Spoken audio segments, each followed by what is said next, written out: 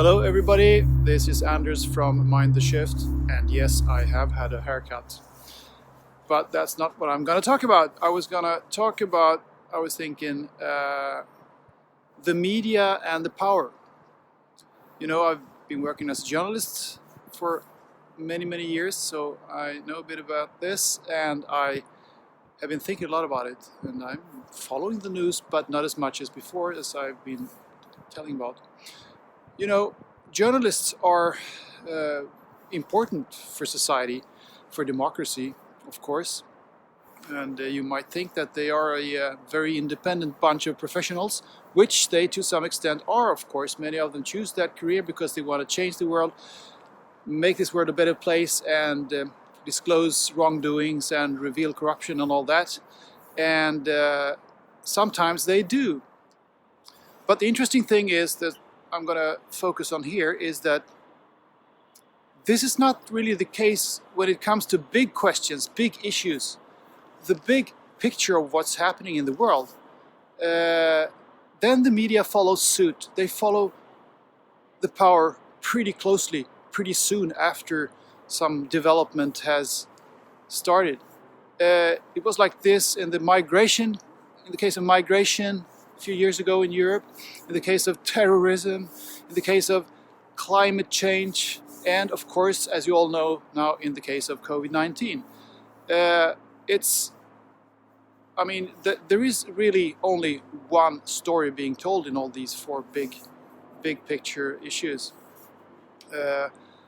It wasn't always like that. In the beginning, there has often been a debate, a discussion, different angles in articles. For instance, in the migration case, which is an interesting case, in the beginning of the leaders, the governments in countries like Sweden and Germany, for instance, they weren't really sure on what footing they were going to be when this all happened.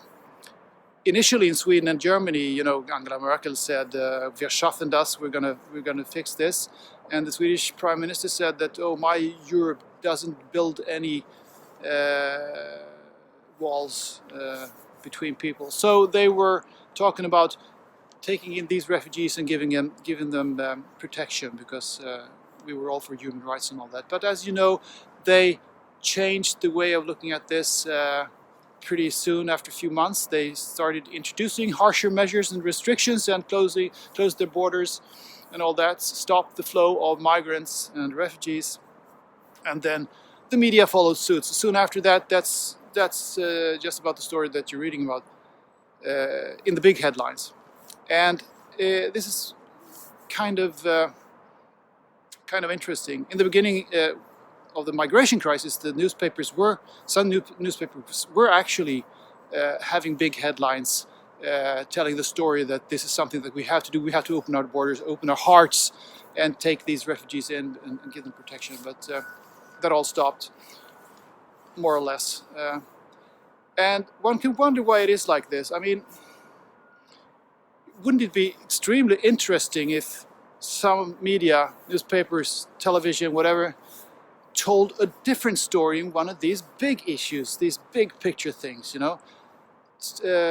Found those experts that are saying, that are telling a different story in the COVID-19 context, for instance, or about migration or about climate change, in which topic there actually is a big debate going on out there, which we don't read very much about in the papers, but it is actually going on among experts. Not that it's not happening, that it's not true or anything.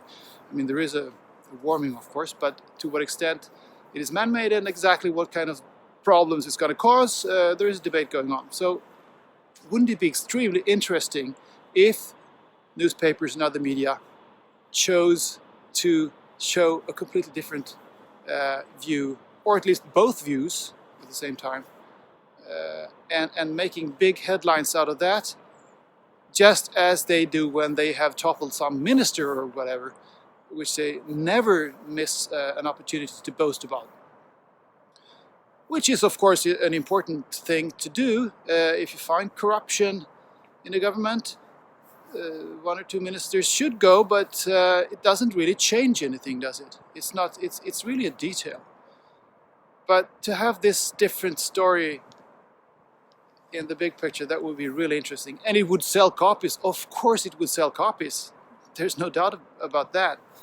So one can wonder why this really never happens. Why the media follows suit, follows the power when it comes to these big issues. I don't have the answer. Maybe you have the answer. Maybe you have some thoughts. Maybe the stakes are too high. This is interesting. Okay, those are just some thoughts on this gloomy afternoon in November. It's not even 3 o'clock and it's already getting dark here in Stockholm, Sweden. And if you ask me, that's not okay. But I guess it's just the way things are up here. Okay, you have a nice evening and a nice day and a nice week. See you later.